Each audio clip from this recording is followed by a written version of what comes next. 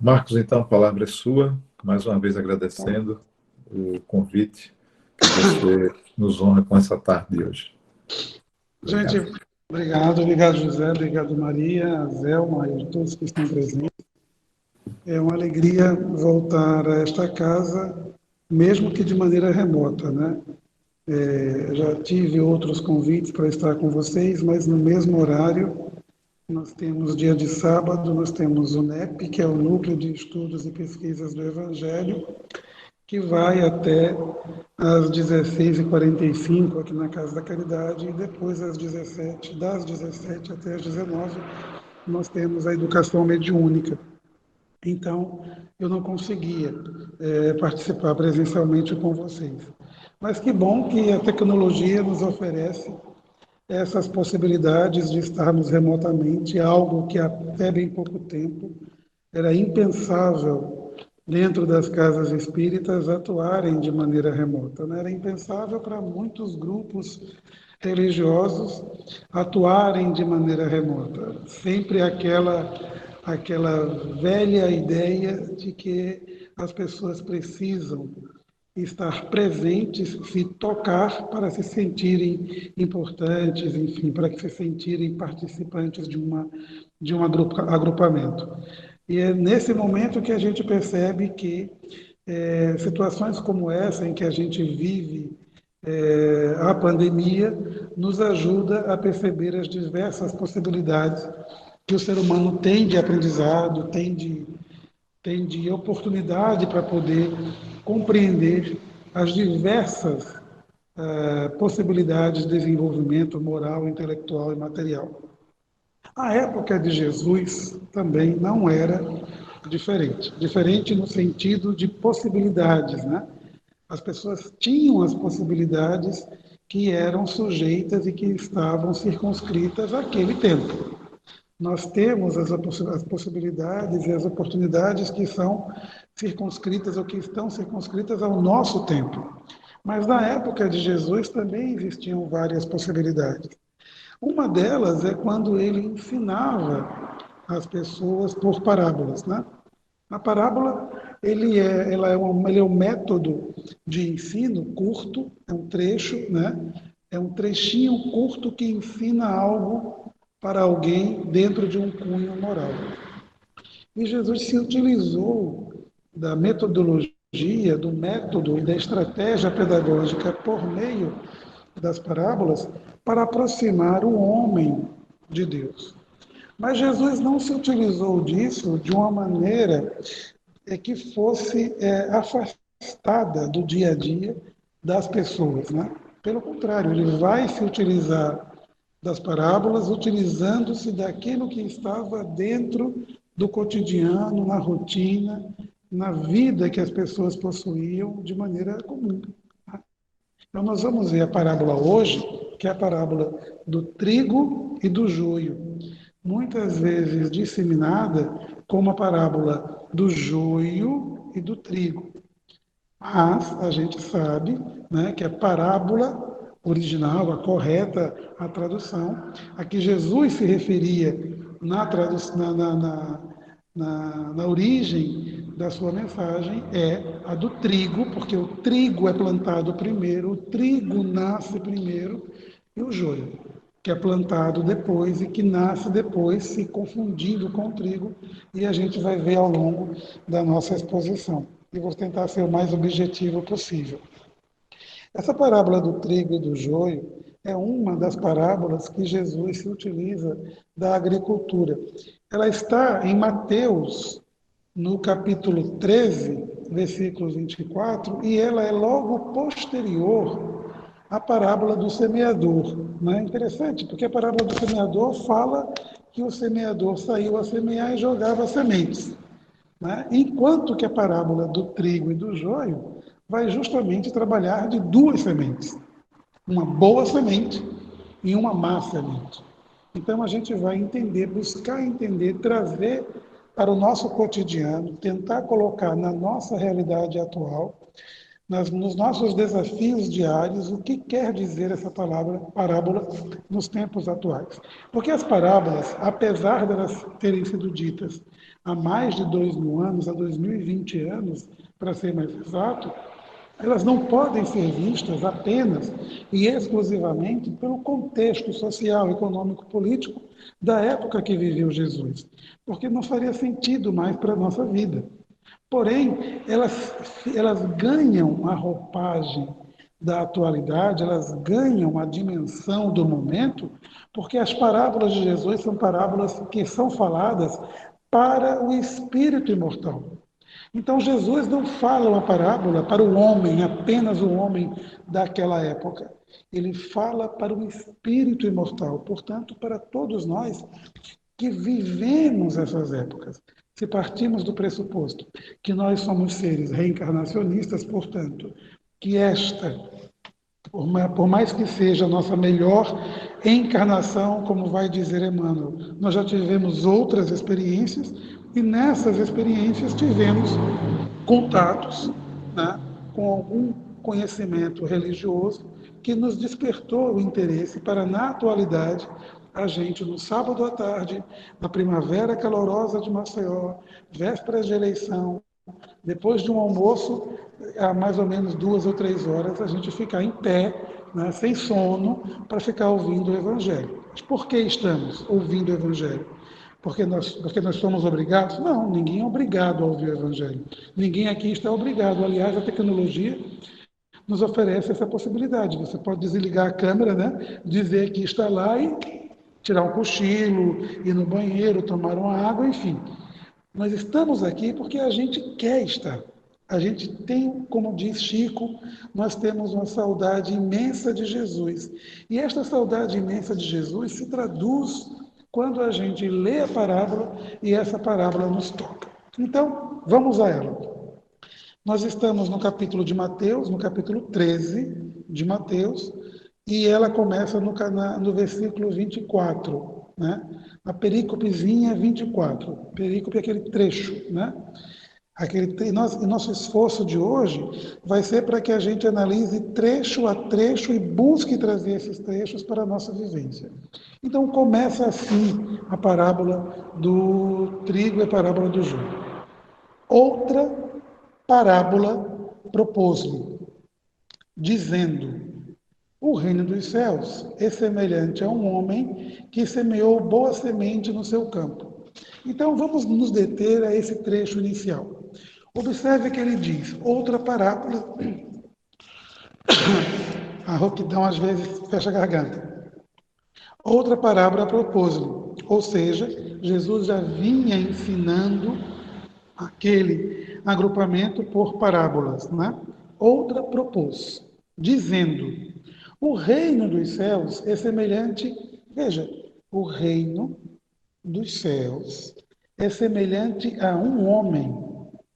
Ele pode dizer que o reino dos céus é semelhante a uma fazenda, é semelhante a uma floresta, é semelhante ao universo, mas ele diz o reino dos céus, o reino dos céus. Imagine, todo o reino dos céus é semelhante a um homem que semeou boa semente no seu campo. Então vamos lá. Onde está o reino dos céus, ou o reino de Deus? Nós vamos encontrar isso ao longo do Evangelho. Onde está? Dentro dos homens, dentro do coração de cada um de nós. Quando ele diz que o reino dos céus, ou o reino de Deus, assemelha-se a um homem, ele vai dizer que nós, que temos o reino de Deus em nossos corações, podemos semear, podemos plantar, podemos colocar boa semente. Lá no capítulo 14, melhor, no capítulo 13, ainda no capítulo 13, nos versículos que vão de 34 ao 43, Jesus faz uma explicação para os apóstolos sobre essa parábola, porque os apóstolos não a entenderam de imediato. Então Jesus vai dizer que o homem a que ele se refere, o homem a que ele se refere, seria Deus. Né? Ou o homem a que ele se refere, seria ele próprio, seria Jesus, seria o Filho do homem. Mas Jesus já nos disse, também em Mateus, vós sois deuses. Ora, se ele diz, no capítulo 13, nos versículos que vão de 34 a 43, que este homem seria Deus e que este homem também seria ele, e se ele diz também que vós sois deuses, portanto, nós também temos a potencialidade de fazer o bem em grande escala, em grande dimensão, por isso que ele compara o reino dos céus ao homem. E por isso que este homem, na tradução hebraica, na tradução grega e na tradução para o latim, este homem não está escrito com H maiúsculo, que se referia a Deus. Ele está escrito com um H minúsculo na tradução, né, também no original com uma letra minúscula. Portanto, o que significa que ele quis dizer, de fato, que nós somos o homem que podemos plantar no campo. E aí, outra indagação: que campo é este a que ele está se referindo? Este campo é a sociedade em que nós vivemos, esse campo é a casa espírita que nós atuamos, esse campo é a família que nós somos convidados a viver, este campo é dentro do nosso próprio coração. Portanto, este campo são as diversas possibilidades que o espírito imortal tem de plantar a boa semente. Porque a boa semente, ela não está circunscrita a um campo apenas. O bem, ele é o bem em qualquer canto. Ele é o bem. Você pode fazer o bem numa guerra, num ambiente de conflito. Você pode plantar o bem, como você pode plantar o bem num ambiente de paz. Porque o bem, ele é o bem. Não existe meio bem. Como não existe meia verdade. Por mais que a expressão meias verdades sejam ditas de uma maneira simbólica para nos apresentar o que fazemos quando nós não somos verdadeiros, né? Quando agimos com falsidade. Mas a verdade, ela é a verdade. Como o bem, ele é o bem. Então, é isso que Jesus coloca quando vai dizer que o reino dos céus é semelhante a um homem que plantou a boa semente no campo. Este campo é todo o ambiente que cada um de nós aqui quiser imaginar. Está livre a imaginação. Mas ele prossegue. Dormindo, olha o que ele diz. Ele diz assim, lá na frente ele diz que é semelhante a um homem. Um homem. Portanto, a atividade do bem, ela é uma atividade individual. Não é uma atividade coletiva. Do tipo, eu só vou fazer o bem se toda a minha família fizer. Eu faço mal porque os meus amigos também fazem mal. Olha, no dia que a sociedade for boa, eu também vou ser bom. No dia que os meus amigos forem... Não existe isso. No dia que eu encontrar os melhores trabalhadores da casa de Jesus, eu vou trabalhar na casa espírita. Não existe isso. Esquece isso. O bem, ele é um homem. Portanto, ele é uma atividade individual. Mas ele vai adiante e diz assim, no capítulo 13, versículo 25. Ele diz, dormindo, porém, os homens, olha o que ele coloca, dormindo também os homens, ou seja, dormindo a sociedade, dormindo a coletividade, dormindo a casa espírita, a igreja católica, o templo protestante, dormindo as pessoas que se dizem fazer o bem, dormindo os homens coletivos que dizem fazer o bem, né? Então estamos aqui numa casa espírita, por exemplo, cada um é um homem que pode fazer o bem, portanto plantar boa semente, mas ele diz, dormindo os homens, dormindo todos, não estando vigilante, veio o seu inimigo. Então vamos pensar. Dormindo os homens, veio o seu inimigo. Quem é o inimigo do homem? Ou melhor, quem é o inimigo dos homens? Se alguém disser é o Satanás, é o capeta, eu vou desligar a câmera e vou embora. Que é história da carochinha, né? Jesus vai colocar lá na frente, para o povo daquela época, para a população e para o entendimento daquela época, que o inimigo, quer dizer, que o inimigo, quem semeou foi o diabo. Na tradução, a palavra diabo vem de demos, vem de mentor, de anjo, de alguém que também orienta, alguém que também induz, alguém que também propaga. Mas nesta aqui ele vai dizer inimigo. Quem é o inimigo do homem? Vamos listar? Juntos? Vamos listar. Fake news, né? Maledicência, intolerância, orgulho, vaidade, arrogância, prepotência, ambição, sensualidade, egoísmo, inveja. O que mais? Materialismo, ganância, luxúria. O que mais? Falsidade. A ignorância é o grande inimigo do homem, porque ela consegue reunir todos esses elementos juntos.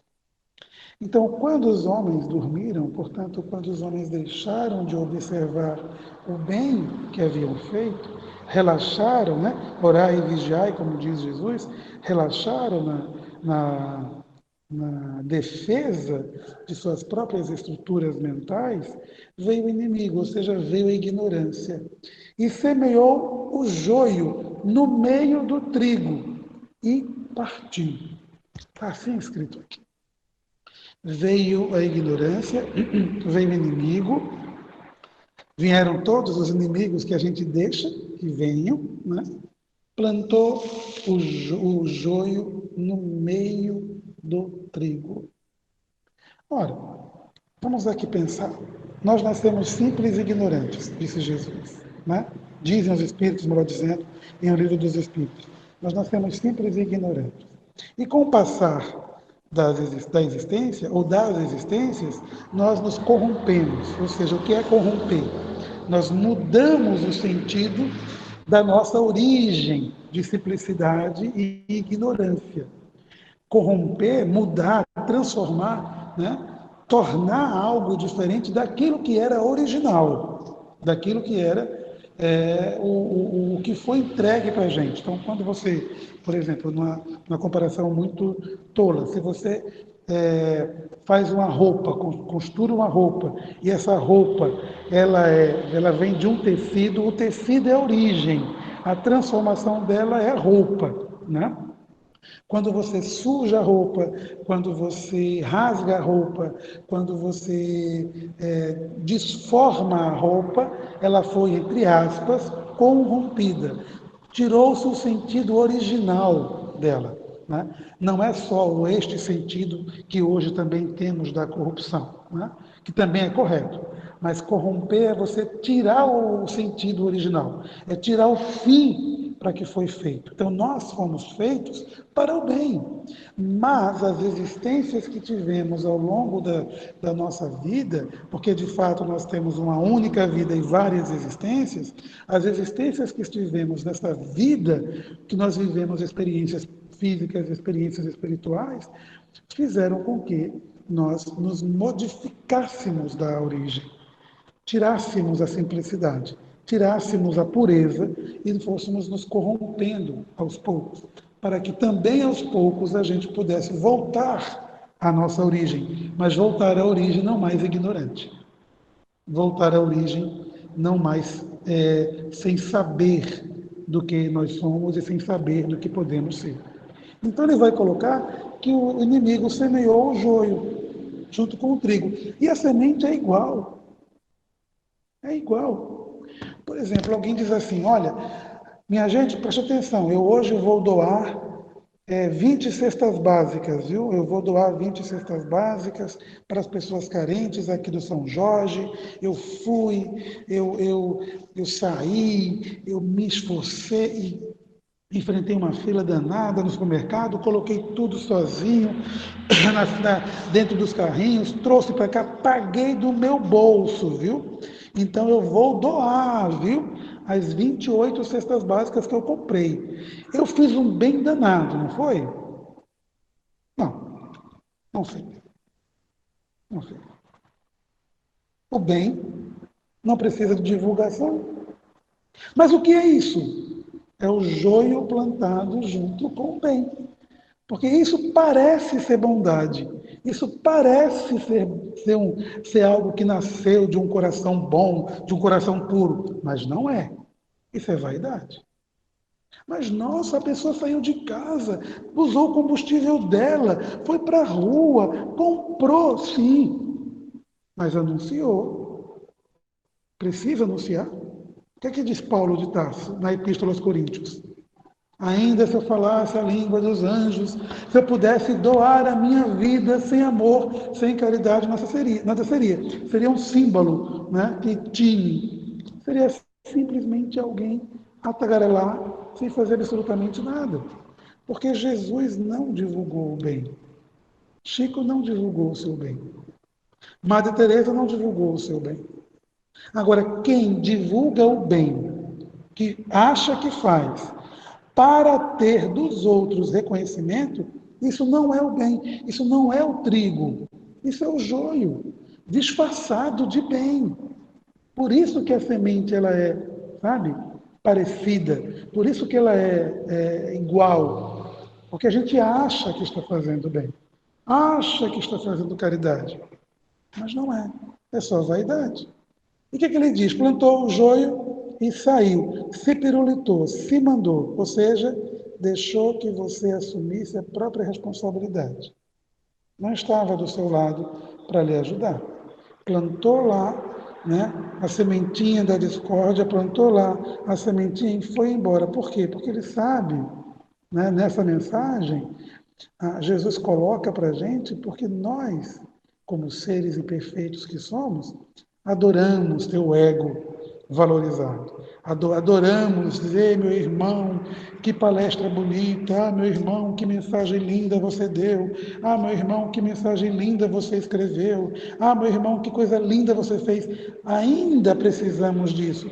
Por isso que o inimigo deixou, por isso que a vaidade deixou a plantinha lá semelhante ao joio, semelhante ao trigo, como a gente está aqui fazendo a comparação, e se pirulitou, porque deixou para cada um ficar responsável por aquilo que de fato deseja.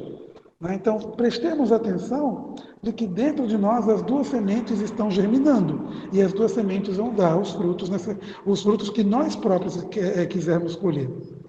Mas ele segue no 13:26, ele vai dizer, quando germinou, o ramo produziu fruto, então apareceu também o joio, ou seja, quando a gente acha que está fazendo bem, também vem o joio para dizer, calma, cara pálida, calma, que esse bem que você está fazendo não é bem assim, né? Como diria aquele velho ditado, quanto mais a gente reza, mais a assombração aparece, e quando a gente pensa que está se benzendo, quebra a cara, né? Quando germina o bem, e se o bem vem junto com o joio, que é a inveja, a maledicência, a ignorância, que é o orgulho, a vaidade, o egoísmo, quando eles também nascem juntos, aquilo que a gente acha que é o bem não é tudo isso. Portanto, é o joio. Mas ele vai mais à frente, Jesus dizendo: aproximando-se os servos do Senhor. Essa passagem aqui, esse texto aqui é fantástico. Aproximando-se os servos do Senhor da casa. Quem são os servos do Senhor da casa? Né? Que casa é essa, senão a humanidade? Quem são os servos, senão nós? Senão nós. Aproximando-se os servos do Senhor da casa, disseram-lhe: Senhor, não semeastes a boa semente no teu campo? De onde, portanto, terá vindo o joio? E aí Jesus responde: um homem inimigo fez isso. Olha o que ele vai colocar. Lá na frente ele diz que foi um inimigo. E aqui ele diz um homem. Ele não diz os homens inimigos. Um homem inimigo fez isso. Lá na frente ele coloca um homem semeou. E um homem inimigo fez isso. Enquanto os homens dormiam. Que homem inimigo é este?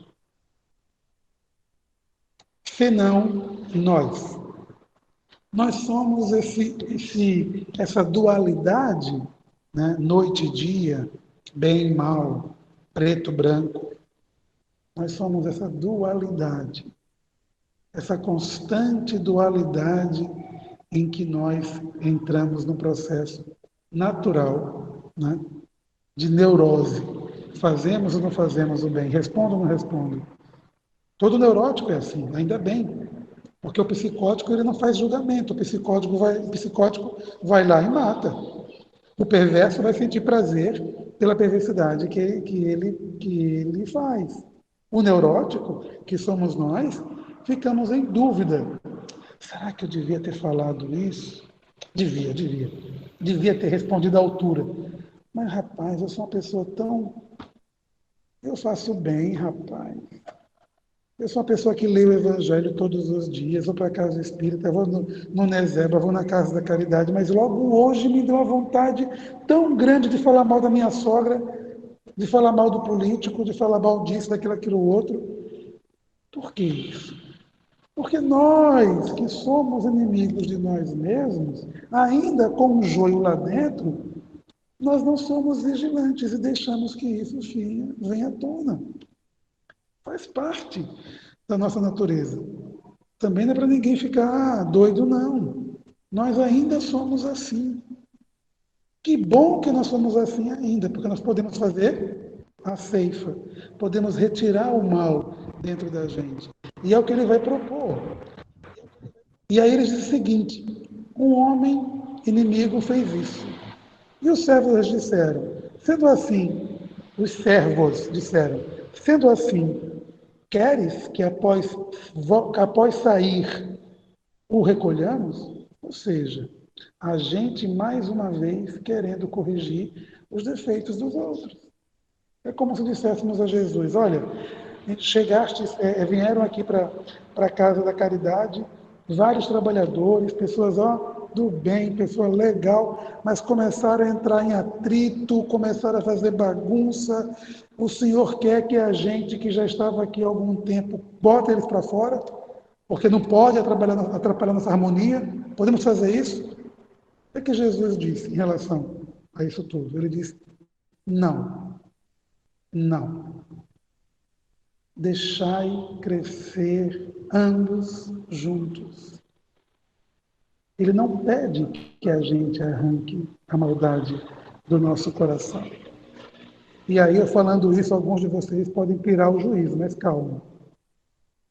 Ele não quer que a gente arranque a maldade do nosso coração, junto com a bondade, o joio e o trigo. Ele não quer.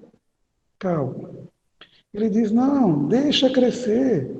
Deixa que o bem que supostamente a gente acha que faz, cresça junto com o mal que a gente ainda faz, como vai dizer Paulo.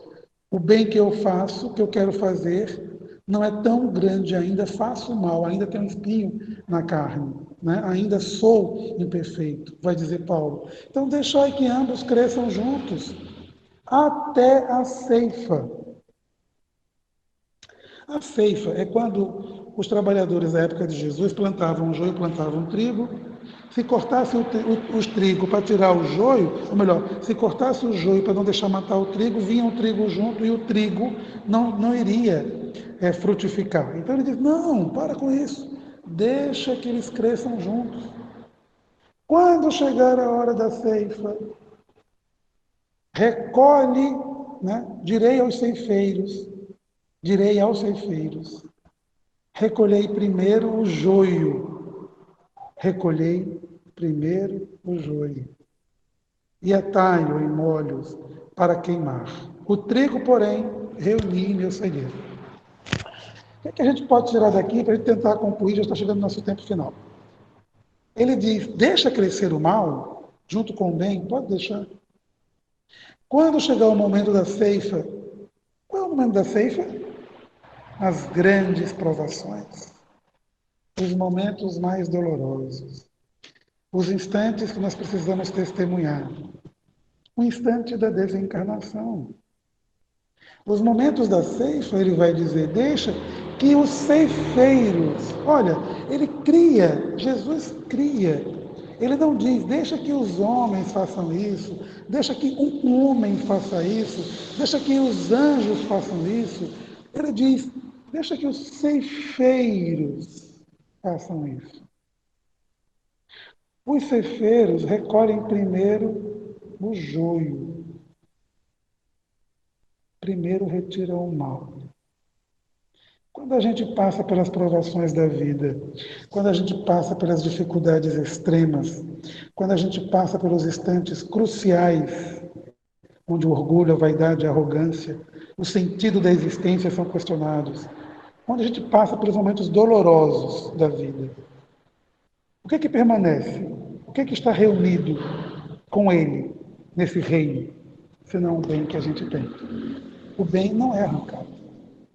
Mas quando o orgulho ferido faz com que você reflita que tudo aquilo que você julgava lutar na vida inteira, aquilo que você julgava ter a vida inteira, o poder, o orgulho e a vaidade, de nada valeram, quando aquilo sai de você, quando aquilo é retirado de você pelas circunstâncias da vida, dói. Porque a terra, quando a terra é retirada dela, o joio, a terra é dilacerada, porque junto vem a raiz, junto vem os pedaços de terra, então a terra é dilacerada, o terreno é dilacerado, o campo é dilacerado, mas o trigo permanece, o bem permanece, porque o bem vai ter elementos suficientes para readubar este campo, readubar esta terra. Então, o trigo vai ter esses elementos e o bem que nós temos, aquilo que nós temos de verdadeiro e de bem, vai readubar de novo o nosso coração. Porque arrancada foi de nós a raiz da vaidade, do orgulho, da arrogância, da prepotência, da ambição, da sensualidade. E quando a gente é humilhado, quando a gente engole um desaforo, quando a gente é convidado a baixar o nosso nível de orgulho, de arrogância, de prepotência, de ambição, nós ficamos com uma ressaca moral danada, não é? Aquela coisa, meu Deus do céu, como é que eu pude ouvir um desaforo desse e ficar calado? Meu Deus, no passado, se alguém pisasse no meu calo, eu já ia com um soco na venta, porque não levava desaforo para casa. Aí hoje as pessoas chegam, dizem um desaforo, falam mal de mim, aquilo me dá uma dor danada, eu engulo seco, mas deixo. Ou seja, é o bem tentando cicatrizar no nosso coração todo o estrago que o orgulho, quando saiu, fez. É a mesma coisa, todo o estrago que faz quando o joio é retirado da terra, faz para a terra.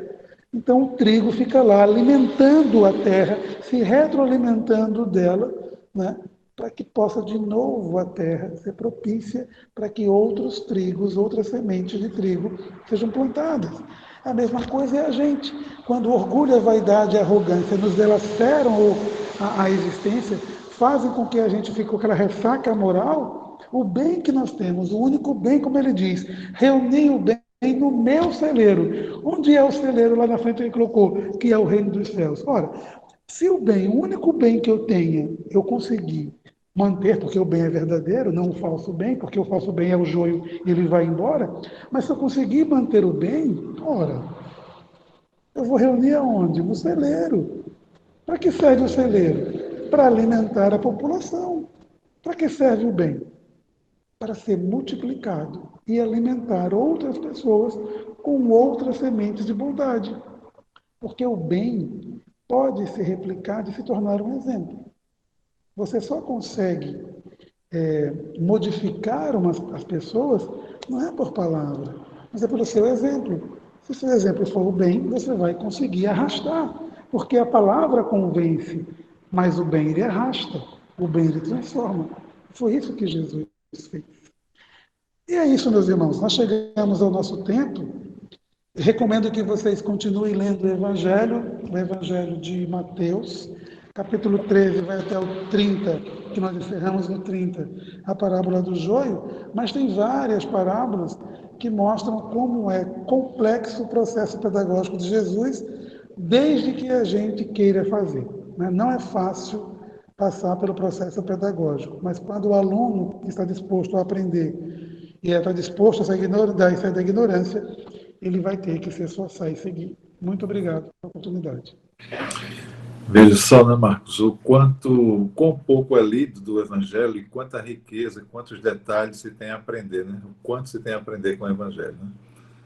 Em pouco tempo de apresentação, você leu muito pouco do Evangelho, mas a riqueza dos elementos que nós temos para nutrir a nossa vida, para pensar no que fazer, é bastante suficiente para a gente ficar aqui pensando um bom tempo.